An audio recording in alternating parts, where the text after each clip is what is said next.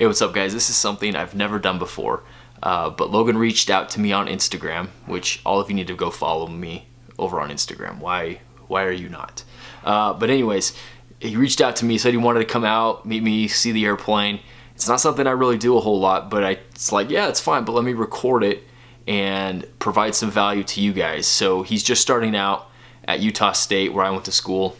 Had some questions about family life, networking, applying for jobs, and that kind of thing. So we recorded the interview. I'm gonna probably cut it up a little bit and wanted to give you guys some of this value as well. So let me know what you think. Should we do more of these? You know, follow me on Instagram, DM me, you never know what can happen. Hopefully you guys get some value out of this. Let me know what you think. If you like it, hit the like button, subscribe, and yeah, definitely leave a comment and let me know how I can help you and provide more value to you. So you just started out this semester. Have you started flying yet, or Not yet. I was waiting for the funding. That's one thing. If right. you're going to do it, you have to have the funding for it. You can't right. fly unless you have it paid for. Right. So I had half of it, then I was waiting on a loan, and then it didn't come through. And so now I have it, but I got it a little late, so I'm just right. taking a bunch of the other generals yep. and stuff that Utah State wants me to, and then I'm going to start flying during the summer. Good. Are you doing the summer program? Do they still do that? I'm not sure. I'm talking with my advisor tomorrow. Okay, good. Just to see like what the options are. She said that there are summer flight programs where I can get it done. Yeah. I just have to see what the variables are on it. Right. If it's possible, if I'm able to do it while working, because I'm married and have to provide and that type of stuff. Yeah. But because that's what I did. I graduated and then came out, and it was nice. They've changed the program a little bit, but it was like 8 or 9 weeks, mm-hmm. and you had ground school and then flew, and it was the best thing I did was just to get that done. And the weather was always good, so you don't have to worry about that. Mm-hmm. So if they do, if you can make it work. Are you working now then, or? Yeah, I work up on campus. Okay. So they should be able to kind of work with your schedule, I imagine. I work at the police department, and so cool. I work nights a lot of the time. So that's great, yeah. Yeah, I get homework done and stuff, so that works. So that's good. So you got that going. It's important because I've been applying for different scholarships and stuff to help with the funding process, because it's an expensive thing. Yeah. But a lot of the scholarships, you have to have your private license. You have to have different hours, and that's who they're looking to give it to, because it proves that you're wanting to go into the field instead of just giving you $15,000 and then you're not wanting to do it. Right. Yeah, that's smart. That's good.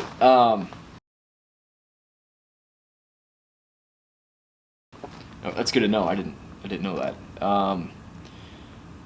So that's kind of how you're funding it. What are you hoping to get done, like in a 4-year time span? Are you on that, like, or do you want to get done sooner? What are you thinking, like, time frame? For me, I'm trying to do it as soon as possible, but I'm also wanting to get a good GPA. I don't want to just run through the classes, and so I'm taking 14. During the summer, I want to pick up. I was trying to take closer to 17. Yeah. But with the classes I'm taking now, they're pretty heavy credits. Right. Is what my advisor called me. Yeah. Who's the advisor up there right now? Katie, how do you say her last name? Roan Holt? Something like that. Okay, I don't think I know her. Yeah. That's who it is now. She's been there for 5 years. Is she just over the aviation program, or does she see? Okay, that's good. Yeah, in the College of Agriculture and Applied Sciences, she's over the aviation. Okay, good. And then there's a couple peer advisors and everything. Yeah, meet with her like at least once a year, at least. Mm-hmm. I don't know. Is that they've been? That's my goal. Yeah. What I'm going to do tomorrow is you can go at USU. You can go and get like a 4-year plan. Yeah. Where they have the different things that you need to study, the different how many hours you need to be at, flight wise, different things to where you have that set up, and that's actually in the 1100 class. You have to have that. Good. It's one of the assignments. Good. So you do it early. So that's what I'm going to do with her tomorrow, is set up what classes I need to take, how I'm going to fund my flight. Yeah. Because my goal, honestly, because junior, senior year, right around there, you get certified to be an instructor. Right. And once I get certified to be an instructor, that's going to be what I want to do. I'm going to not work other jobs. I want to be flying. I want to be instructing, that type of thing, so I can get hours as much as I can. Right. 'Cause that's important. Yeah, like, because when I came back from my mission, I went into, like, started taking a bunch of different stuff because I wanted to make sure I wanted to do it. Mm-hmm. And once I decided, nope, it's aviation, like, I can't do anything else, like, I went and talked to, at the time was a girl named Ronnie Green, who was great, but, like just stay close to them because they will work your schedule, and, like, if you need help getting into classes, like, it's, so, yeah, that's good. Yeah. They'll just tell you everything you need to do and make it easy. I know Utah State, at least I understand they do, and a lot of schools do this now, they have something with like airlines and stuff like that. Mm-hmm. Do they have any deals right now? Like, I thought they did. I don't know with who, but through SkyWest. They're working with SkyWest mm-hmm. now? Yeah, so any flight student is assigned like a mentor through SkyWest. And so it's done, I want to say, your second or third semester. Okay. So once you are in the program a little bit more. Yeah.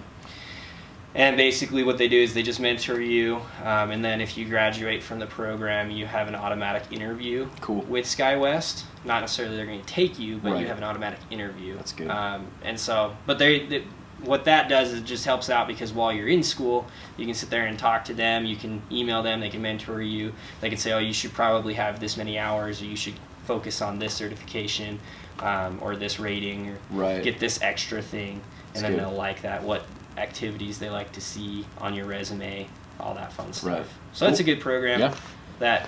And there's several schools, there's a couple schools that do that, like UVU also has a similar program.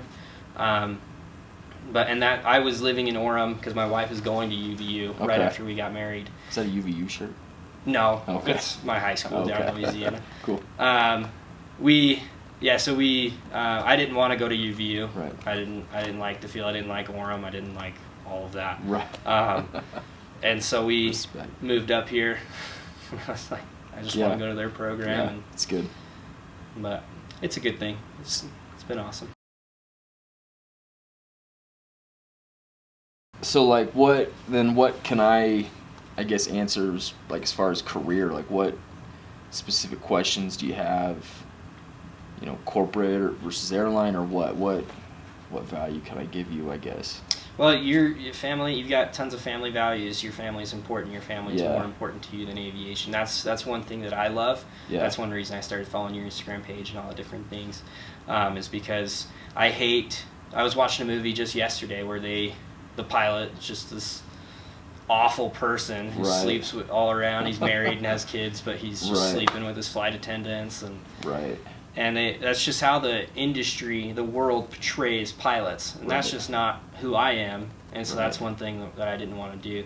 So when I came to you, the reason I'm coming to you is I've got different questions, obviously, about the industry and different things. But what's something that you do now in order to prepare your family, or like that if you were in my spot? I don't know if you were married when you were a freshman, but what would you do now in order to build that relationship, in order to where when it does happen where I'm gone, then it's better, if that makes sense. So like what would you do? How would you set a foundation now with your wife that will keep you guys, like, strong and keep that family, like, going, so that when it gets hard and you have to work on a Christmas or something like that, is that kind of like that it's okay? I mean, like, this is something I'm still working at, and if you ask my wife, she'd probably say I'm not the best at, but I'm trying to work on it. We're trying to work on it, like, but I think it's communication is, like, just gonna be the key. Someone told us in, like, a marriage class, like, people get disappointed when expectations are met. So if you keep the expectations low, like, and one thing my wife and I always said is, and this is one thing we did well, but we kind of missed it because I didn't go to regional, but we kind of thought, like, hey, if I go to regional airline, we knew those first couple of years were going to be tough, and we just kind of were mentally preparing for it. So if you know, like, and communicate openly, like, hey, look, I'm probably going to be gone some holidays, I'm going to miss some things. Enjoy it now while you can. And you just keep that communication going, like, hey, this is, like, I know, I know I'm going to miss a birthday, and we're going to be gone on the anniversary. But, like, yeah, take advantage of it when you can and when you have it. That will help. Because if you expect, like, if she goes into it thinking, oh, I'm going to fly for free all the time, and I kind of said this the other day, like, if, and we're going to have all this money and pilots are only going to work like 3 days a month, because, like, that's kind of the end game. That's the long-term game of aviation when you get, especially if you go to an airline. But, like, even now, like, my schedule's great. Like, I'll work 1 day this week, like, so it's great for her, like, that I can be home a lot, but it wasn't like that. So just as I think communication, talk about it, set the expectations, and, like, set them low, but, like, hope for the best. I think would be huge. That is something we did that helped us. And then when it got good, it was like, hey, okay, good. Like, we can deal with it. Yeah. One thing that's hard is, like, being on call now, and so I just tell her, like, hey, look, like, I never like the whole under promise over deliver. I don't know if I'm still working on the over deliver, but I'm good at the under promise. Like, we've got a daddy daughter dance coming up in like 2 weeks, and my wife's in charge on the PTA and planning it. And so she's like, are you gonna be here? Are you gonna be here? I'm like, I can't guarantee that. Like, I can't, not being able to plan is really hard for her. So one thing I've learned is, like, just keep the expectations. Like, if I'm here, I'm here. And that's one thing that she's learned too. Like, and she's gotten really good at, is just kind of becoming okay with that. Yeah. There's some growing pains, but you'll learn to, like, work around. I don't know what her expectations are, if you guys have talked about that. You said she always kind of thought she'd be with the pilot, so maybe she kind of knows, but hopefully she's not thinking, like, oh, he's going to make $300,000 a year and only be gone for, like, a week. I don't know what. Yeah, so I've actually had, I was talking to you a little bit about it before. I've had different things that I was going to go into business. I was thinking about medical. I was different things, and I feel like that's how most pilots start out. Yeah. And I just got into it, and I was like, you know what? If I'm going to be putting this much money, if I'm going to be putting this much time, this much effort into something, I want to be doing something that I love. Right. And so any of those fields, whenever we were dating and getting married and that type of stuff, even now we still talk about it. Right. She knew that the expectation was I was going to be gone, or if I wasn't out of town, I was going to be busy. Like, if I went into the medical field, I would have awful shifts for the first little while because I was the young guy in the field. And so that's her expectation. She knows that it's going to be I wasn't going to be there all the time. And so that was one thing I told her when we were dating right before we got married. I said, look, this is what I'm going to do. If that's not all right with you, that's okay. Good. But she knew that. And so now when I decided that I was going to actually do aviation, I was going to leave the different job offers and different things that I had. I was going to go do aviation. She knew going into it that I was going to be gone. She knows that. I even sit her down probably once every 3 or 4 weeks and say, are you still okay with this? I haven't started flying yet. If you're not okay with this, then you need to tell me, because this is the time to decide that. And so we've been very open with each other, so that's been awesome. And she's extremely supportive of me and what I want to do. She's willing to make those sacrifices, so that's good. Yeah, my wife and I are going to do a video. She's agreed to it, but we just haven't come to it and have her tell her side of the story. So you'll have to watch that, because I think she'll be real good at, I think, helping a lot of pilot wives and wives that are going through training, because she's been there since my instrument rating. We got engaged right when I started my instrument training. Wow. So she missed the first part, but she's been there for pretty much all of it. So that's good that she'll be a whole part of the whole journey. Mm-hmm.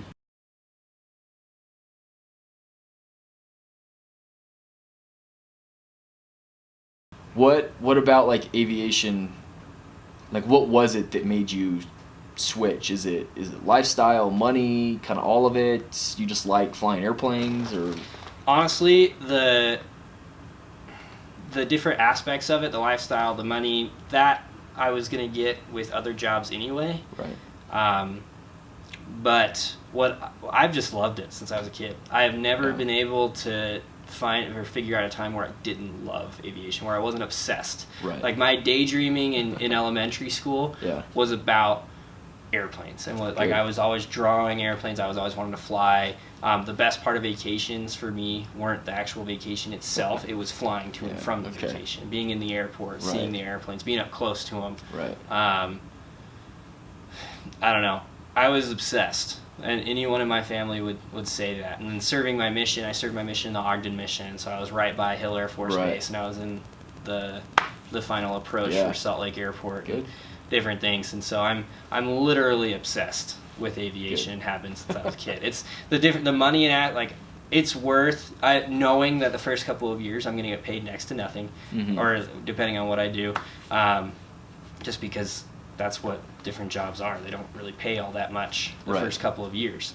But it's worth it to me to go through that and to make those sacrifices, to not live like a lavish lifestyle or whatever. But I just have a passion for aviation that I can't really put a finger on. Once I got into the sky, I was never as comfortable on the ground than I was in the sky, if that makes sense. That's the good answer. If you can't answer it like that, then you shouldn't be in aviation. So, yeah, no, that's kind of that's how I am. That's how a lot of guys are. So that's good. What else? Yeah, what else can I answer for you or help you with? That was a good question about family. I would say other question is, what would you do? It's like, I'm a freshman, but I'm working on the different ratings and everything. But right now, I don't want to get to my senior year and then start connecting with people. What would you do? What would you have done now in my position, looking back to further reach out, further to do internships or to reach out and network, that type of thing? The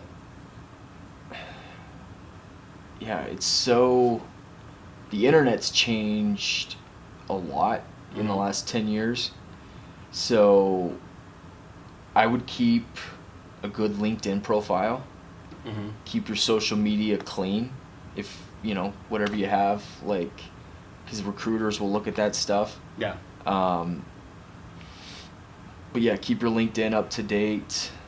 Networking, like, develop relationships with those that you're going to school with, like in your class. Like, and I say this, and like I tell people this a lot, like, it's crass, but it's true. Like, don't be a dick. Like, just like be a good person. Like, because you don't know where that opportunity is going to come from. Yeah. So like, help people out, be involved in the flight school. Don't just kind of be a fly on the wall and let it, and just like, that's something I wish I would have done differently, is been more involved with, like, people knew me, but I didn't really develop relationships and connections with them like I should have. There were a few that I did kind of towards the end, but like, starting out now, like, just be cool with everybody, because that's how I've gotten 2 of my jobs. Is I was an instructor at Leading Edge. My boss called me and said, hey, like, he knew a guy that needed somebody to sit right seat in a citation. And he called me and gave me the opportunity, and that started out contract, but they liked me, and so it went to full time. And then this job, like, I knew Chad, and Chad had just gotten hired on here, and we had a relationship, and so he called me, and I got the opportunity that way. So, and Chad used to work here at the airport, and so I knew him from flight instructing. So, like, just be nice to, like, it sounds really simple, but be nice to everybody. Use the online tools. Like I said, LinkedIn is a good one, because I know a lot of airline recruiters use those profiles. Keep that up to date. Look for opportunities to provide value to other people. Help them out. Like, just be a good guy. Like, you don't have to do everything. Yeah. But just, start with where you can, and someone will know somebody, and, like, even Instagram, like, just, reaching out, like, that was a shot in the dark, but it worked. So you just don't know. Like, take those chances. That's what I would do if I was in your shoes now.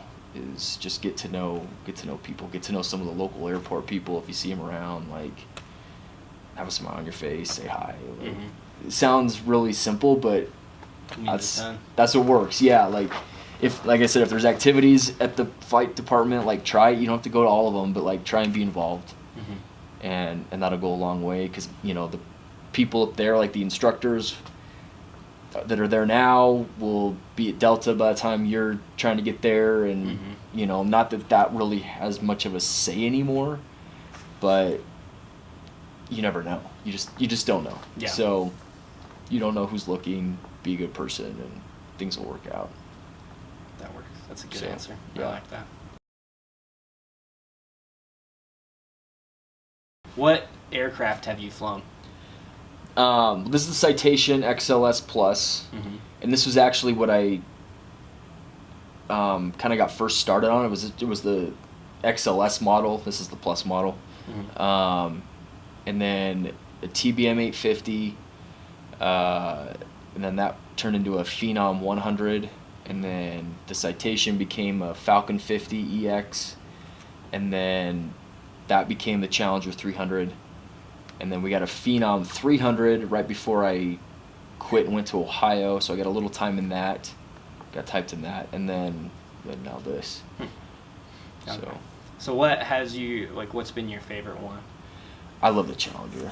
Yeah. Like, they're all different. I love them all. Like, I just have the most time in the Challenger, and first of all, I love the way it looks. It's kind of got that like tapered windscreen, and I just think it looks sexy. And then the way it kind of flew like a big 182. It was a little heavy on the controls, but I never had a bad landing in that airplane. It was just, a nice big cabin. The Falcon 50 flew really nice as well. It was all like hydraulic controls, so just super smooth. But it was harder to land because it didn't have the trailing link gear, so it was kind of stiff. And then the Phenoms were fun too, because those are single pilot. It's kind of weird, like, looking back and not seeing anybody in the jet. Yeah, but that was a fun airplane too. It had good avionics in it. The 100 had the G1000, and then the 300 had the G3000, I think it was. So it was like touchscreen and stuff. It was kind of fun. But so that's what I've flown. The reason I haven't switched to the airlines is because right now it wouldn't be so bad, but like if I had to go to regional, it'd be a big pay cut. And so I couldn't do that. I think the airline lifestyle would be nice because your schedule's known in advance. Yeah. But along with that, like, you may have to go move someplace you don't want to, like Detroit or Minneapolis. Not that those are bad places, I just don't want to live there. Yeah. And so otherwise you're commuting, and that, like with the family, I don't want to do the crash pad life. Yeah. That's kind of one of the things that, doesn't appeal. Yeah. And not only that, but you hear a lot of guys talk about commuting problems, and that would be tough. A company like NetJets would be great too. Like, they're a good company. You can live. You don't have to live in one base. You do commute, but they're not putting you up in a crash pad. Like, it's hotels and stuff, so it's not bad. That's nice. In jobs like this where it's just a company where the business isn't aviation, aviation helps further the business. Like, these jobs are a little harder to find because they usually want guys with more experience because, like, insurance and stuff like that. I tell guys a lot too, like, plan on going to like a regional unless something like this pops up, because even like companies like NetJets want guys with higher minimums. Yeah. Because they have safety standards and that kind of thing, and they do so. But yeah, if you go get that turbine time at a regional 121 time, it's gold. I mean, you can kind of leverage it anywhere. Really, it looks good. Guys look at me and they're like, "Oh, so when are you gonna be an airline pilot?" Like I'm less of a pilot. Yeah. Which isn't true, but so if you do end up going to a regional for a couple years, like, it's not a bad option. The time and then keep. Yeah. keep your eyes open. So that was the other question I had, is if I wanted to get somewhere like this setup, not necessarily here, but if I wanted to get somewhere like this, what would the best path be? And you say plan on going to the regional unless you can. Yeah, I would say plan on going to a regional. Keep your eyes open. You never know when some guy's gonna need a right seater and like what happened to me. Chad got his first job with I don't even think he had 500 hours.